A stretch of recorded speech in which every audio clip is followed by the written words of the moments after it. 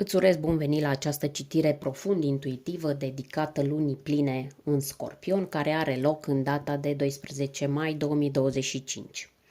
Această lună plină aduce cu ea o energie intensă și transformatoare, nu e genul de energie care te lasă la suprafață. Din contră, Scorpionul sapă adânc în noi și ne arată exact ce am evitat, ce am ascuns sau ce n-am avut curaj să simțim. Este o lună plină care rupe, care dezvăluie și care eliberează.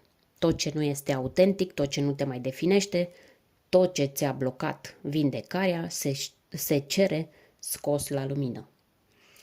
Da, poate fi dureros, dar și incredibil de eliberator. În plus, luna este în opoziție cu Uranus în Taur, iar asta poate însemna reacții emoționale neașteptate, revelații bruște sau decizii care par radicale, dar care vin dintr-un sentiment de adevăr profund. Poate îți dai seama că nu mai vrei acea relație, poate îți recunoști o frică veche sau poate alegi să te ierți, alegi să pleci sau din contră, alegi să stai, dar de data aceasta cu demnitate și adevăr. În această citire analizăm împreună ce iese la suprafață pentru tine sub influența acestei luni, ce ai de lăsat în urmă, ce renaște în tine și cum te poți susține emoțional și spiritual în acest proces. Am crezut că vrea să iasă prima carte, dar nu. Această citire nu e pentru oricine. Este pentru tine dacă simți că a venit momentul să fii sincer sau sinceră cu tine însuți, cu tine însăți. Haideți să vedem care sunt cărțile. Prima poziție, Cavalerul de Spade, ne spune ce emoții reprimate, adevăruri interioare, traume vechi sau ce relații toxice ies la lumină odată cu această lună plină. A doua poziție ne spune ce trebuie să eliberezi pentru a merge mai departe. Vorbim aici despre atașamente, vină, roluri în care poate te-ai blocat, în general povești care nu te mai reprezintă. Avem aici 9 de bâte. Vedem ce renaște sau ce se activează în tine. O versiune mai curajoasă, mai clară și mai prezentă a ta. Avem aici Împărăteasa. Cartea din poziția a patra, 2 de bâte, ne spune cum te poți susține în acest proces. Aici o să-ți dau ritualuri, ghidare intuitivă, ce atitudine interioară trebuie să ai, cum te poți proteja emoțional. Ultima carte vine ca un sfat, o ancoră spirituală care să te țină centrat sau centrată în transformare. Ia te uită, Asul de monede. Avem toate cărțile pe masă, putem să începem și să vedem ce adevăr iese la suprafață pentru tine în această perioadă a lunii pline. Această carte apare ca o descărcare mentală și emoțională rapidă, ca și cum ceva din interiorul tău, un gând, o furie, un adevăr, o nemulțumire, nu mai poate fi ținut, ceva din interiorul tău nu mai poate fi ținut în tine. Sub influența lunii pline în Scorpion, care, așa cum ziceam, sapă adânc în tot ce e ascuns, și în opoziție cu Uranus, planeta surprizelor și a ruperii de tipare, acest cavaler devine un simbol al adevărului care iese la suprafață brusc, intens, poate chiar exploziv. Este posibil să simți nevoia să spui ceva ce ai tăcut prea mult timp, să pui capăt unei situații injuste. E posibil să reacționezi impulsiv în fața unei nedreptăți sau a unei manipulări sau pur și simplu să recunoști în tine gânduri sau adevăruri incomode pe care le-ai tot evitat. Poate ai încerca să te convingi că ești bine într-o relație sau într-o situație, dar de fapt în interiorul tău se construia această furtună de claritate care acum explodează. Cavalerul de spade nu mai are răbdare să joace un rol care nu-l mai reprezintă. Poate vine cu o decizie radicală, o despărțire, o confruntare, o plecare. Sau poate doar cu o tăietură interioară clară, de genul gata, până aici, m-am săturat. Este și o carte a redefinirii gândirii, dacă ai fost blocat sau blocată în tipare de vină, de neîncredere, de auto-învinovățire. Această lună plină poate aduce acel moment de revoltă interioară care spune ceva de genul: nu mai accept să mă tratez așa. Sau nu mai accept să fiu tratat sau tratată așa.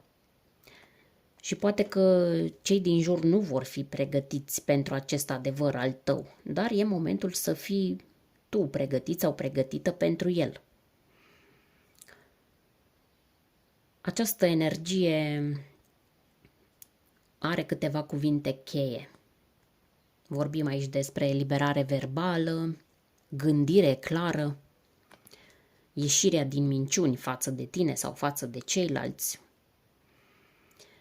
Mai putem vorbi de o tăietură de cordon energetic cu cineva care te manipula sau te ținea prins sau prinsă într-o confuzie. Mai poate fi vorba despre decizii rapide, dar aliniate complet cu adevărul tău. Nu e ușor să renunți, dar uneori e mai greu să rămâi unde nu-ți mai este bine. Mergem la poziția a doua și vedem ce trebuie eliberat pentru a merge mai departe. Avem aici 9 de bâte. Un mesaj extrem de clar, mai ales în contextul unei luni pline în Scorpion, care cere transformare profundă. Această carte arată oboseala emoțională acumulată în urma unor lupte lungi, în urma unor frustrări repetate și mai ales frica de a mai fi rănit sau rănită. În contextul acestei luni pline, 9 de bâte vine ca un semnal clar că e timpul să nu te mai protejezi cu ziduri care te țin și pe tine captiv sau captivă. E clar că ai trecut prin multe, ai ridicat garduri, ziduri, te-ai învățat să anticipezi ce poate merge prost. Dar acum ai ajuns într-un punct în care nu mai lupți cu ceilalți, ci cu propriile reflexe de autoapărare. Reflexul de a te închide, reflexul de a respinge iubirea înainte să fii respins sau respinsă, sau mai poate fi vorba de reflexul de a controla totul ca să nu mai fi luat sau luată prin surprindere. Întrebarea este: acel zid pe care l-ai construit te protejează sau te izolează? Această carte îți cere să eliberezi frica de a te deschide. Tiparul acela de mai bine nu simt nimic decât să sufăr iar. Și mai trebuie să eliberezi gândul că trebuie să fii mereu în gardă sau să dovedești ceva cuiva. Poate că ai avut parte de oameni care te-au rănit, te-au trădat sau te-au ignorat fix atunci când aveai cea mai mare nevoie de ei. Dar dacă vrei să renaști cu adevărat, așa cum îți cere Scorpionul, trebuie să renunți la modul de supraviețuire emoțională pe care l-ai învățat atunci. Nu mai e nevoie să fii într-un război continuu cu trecutul. E momentul să lași garda jos. Nu față de toată lumea, dar măcar față de tine. În continuare, la poziția 3, vedem împărăteasa, care ne spune ce renaște sau se activează în interiorul tău. Această carte aduce o energie vindecătoare, caldă și plină de valoare personală. După atâta apărare și conflict mental, împărăteasa apare ca un balsam interior.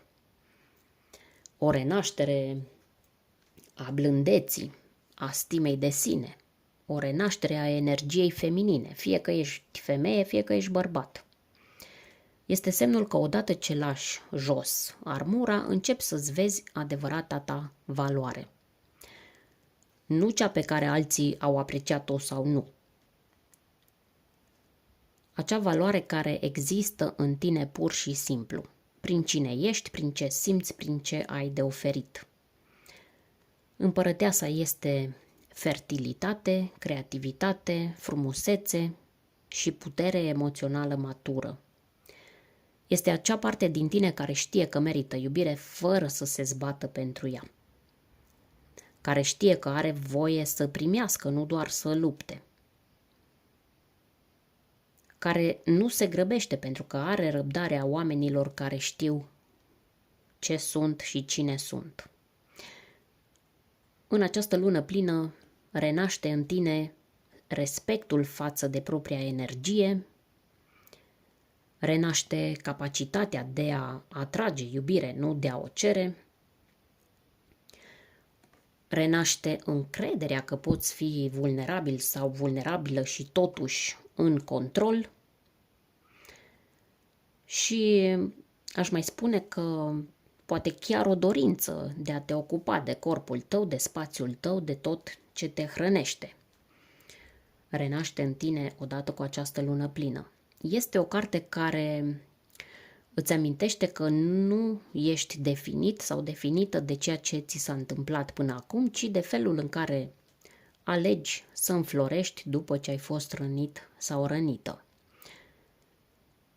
Și poate că până acum te-ai simțit mereu în poziția celui sau celei care oferă, care salvează, care înțelege.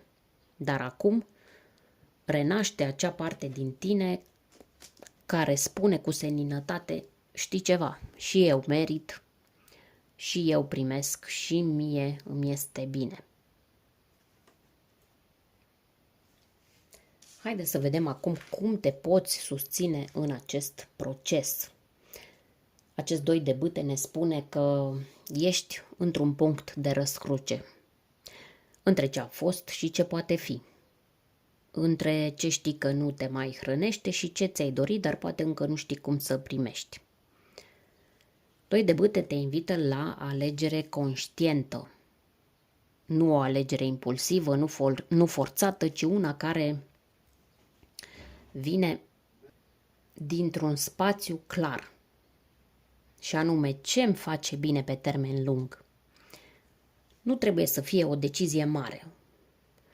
Uneori alegerea este între îmi dau voie să simt și mă închid iar. Între răspund la mesajul fostului și rămân în prezent, mai bine fără să mă agăț de ce a fost. Sau mai poate fi alegerea între mă critic că încă sufăr și mă privesc cu compasiune. Ai puterea să alegi conștient, iar luna plină îți oferă spațiul pentru asta. Hai să-ți dau și un ritual simplu și profund pe care îl poți face în această perioadă. Seara, într-un loc liniștit, aprinde o lumânare albă. Dacă nu ai, poți folosi orice lumânare simplă. Și dacă nu ai nicio lumânare, imaginează-ți pur și simplu că aprinzi o lumânare.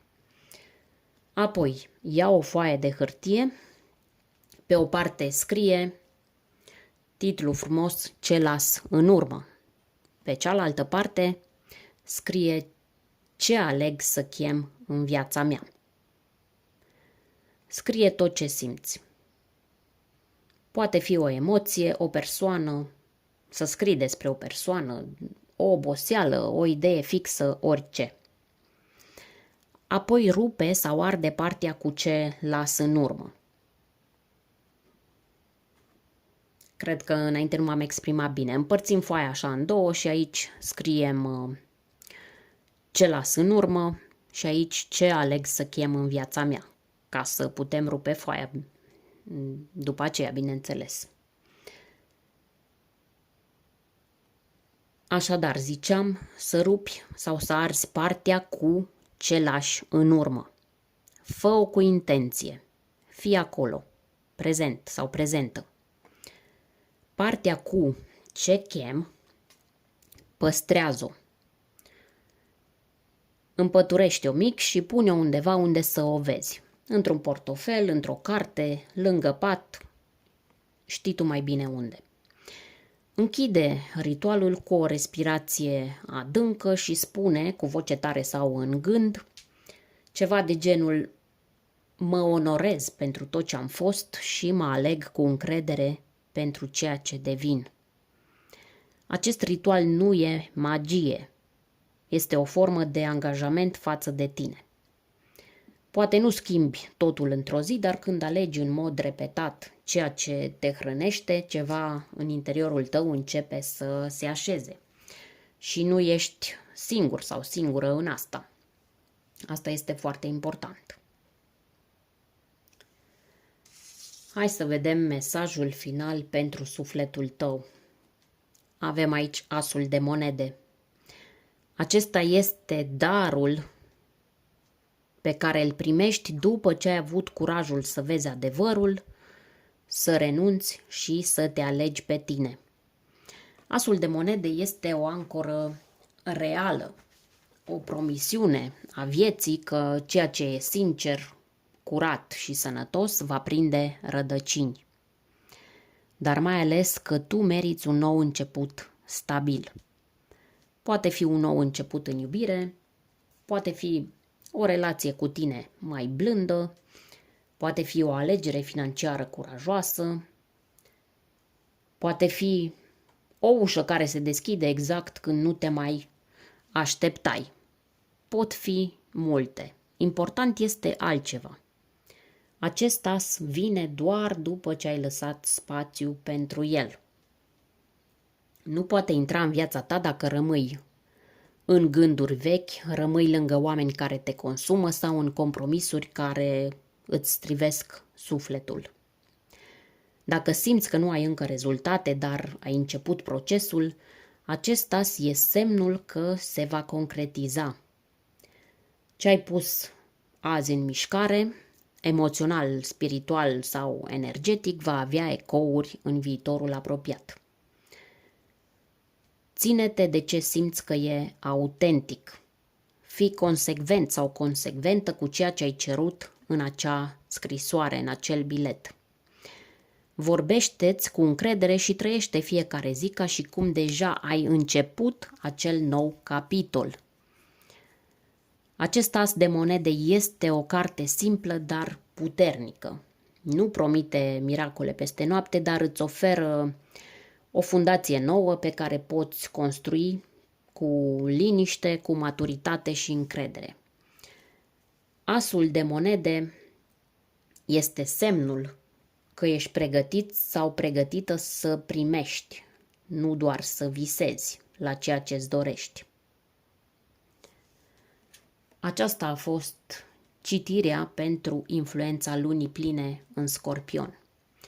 O lună care cere curaj, cere adevăr, cere eliberare, dar și o mare încredere că dacă lași în urmă ce nu te mai reprezintă, spațiul acela se va umple cu ceva autentic. Dacă ai simțit că acest mesaj ți-a fost adresat, spune-mi în comentarii ce parte te-a atins cel mai tare sau lasă pur și simplu un simbol care te reprezintă astăzi. Poate fi o lună plină, o frunză, o inimă, o cheie, orice îți vine spontan. E un spațiu sigur aici.